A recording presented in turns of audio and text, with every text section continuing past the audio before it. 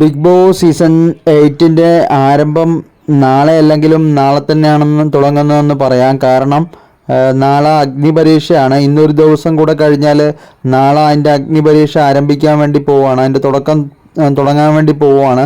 അപ്പം ഇതിനകത്ത് കുറച്ച് ആൾക്കാർ ബിഗ് ബോസിൽ വന്നിട്ടുള്ള കുറച്ച് ആൾക്കാരുടെ പടങ്ങൾ ഈ ഫോട്ടോകളിലൂടെ പുറത്തു വിട്ടിട്ടുണ്ടായിരുന്നു.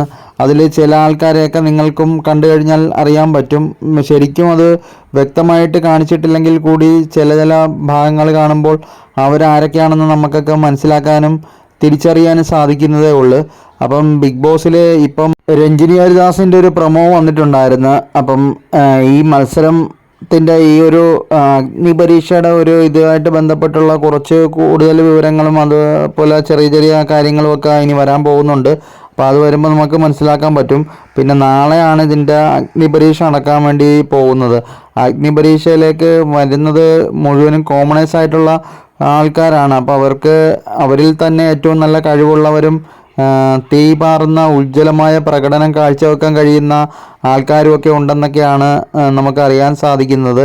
അപ്പം ഇപ്രാവശ്യത്തെ ബിഗ് ബോസിലേക്ക് വരുന്ന ആൾക്കാർ അത്ര മോശക്കാരല്ല. അവർക്ക് നല്ല രീതിക്ക് പെർഫോം ചെയ്യാൻ പറ്റുന്ന ഈ ബിഗ് ബോസുകളെ ഇപ്പോൾ നടന്ന ബിഗ് ബോസുകളെ വെച്ച് ഏറ്റവും കൂടുതൽ നന്നായിട്ട് പ്രകടനങ്ങൾ കാഴ്ചവെക്കാൻ കഴിയുന്ന ആൾക്കാരൊക്കെയാണ് ഇപ്രാവശ്യം വരാൻ പോകുന്നത് എന്നുള്ള കാര്യത്തിൽ നമുക്ക് യാതൊരു സംശയവും വേണ്ട.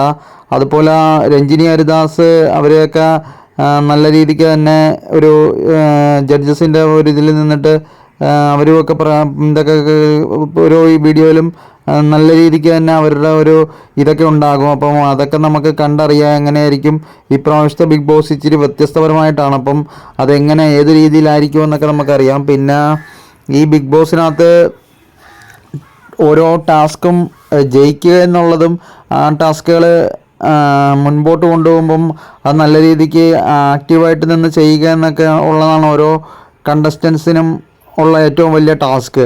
അതവർ ചെയ്യുകയും അവരുടെ ആ ഒരു പ്രകടനങ്ങൾ അവർ തികച്ചും ഒരു കരുത്തോടു കൂടി ചെയ്യുകയും പ്രവർത്തിക്കുകയൊക്കെ ചെയ്യുമ്പോൾ അവരത് ഒരു ഗെയിം പോലെ ആയിട്ട് മത്സരിക്കുമ്പോഴാണ് നമുക്ക് കാണികൾക്ക് കണ്ടിരിക്കാനൊരു രസകരമായിട്ട് തോന്നുകയും അതുപോലെ ബിഗ് ബോസ് കാഴ്ചക്കാർക്കിടക്ക് ഒരു ഇഷ്ടം കൂടുതലായിട്ട് തോന്നുകയൊക്കെ ചെയ്യുന്നത്.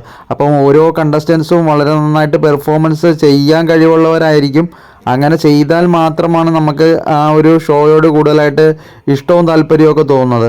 അപ്പം ജഡ്ജസും അതുപോലെ ആയിരിക്കണം. അതുപോലെ തന്നെ അതിൽ പാർട്ടിസിപ്പേറ്റ് ചെയ്ത് വരുന്ന ആൾക്കാർ കണ്ടസ്റ്റൻസ് അവർ ഏറ്റവും കൂടുതൽ നന്നായിട്ട് പെർഫോം ചെയ്യണം. എങ്കിൽ മാത്രമേ നമുക്കത് കണ്ടിരിക്കാനും കൂടുതലായിട്ട് നമുക്കത് മനസ്സിലാക്കാനും അതുപോലെ അതിനോട് കൂടുതൽ ഇഷ്ടം തോന്നുകയൊക്കെ ചെയ്യത്തുള്ളൂ. അപ്പോൾ നല്ലതായിട്ട് എല്ലാവരും നന്നായിട്ട് പെർഫോം ചെയ്യും. അപ്പോൾ അതിന് വേണ്ടിയിട്ടുള്ളൊരു മാമാങ്കം തുടങ്ങാൻ പോവുകയാണ്. അതൊരു ആരംഭമാകാൻ പോവുകയാണ് നാളെ.